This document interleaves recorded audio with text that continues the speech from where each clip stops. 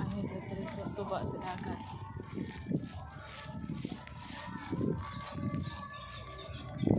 Sapa sa dagat.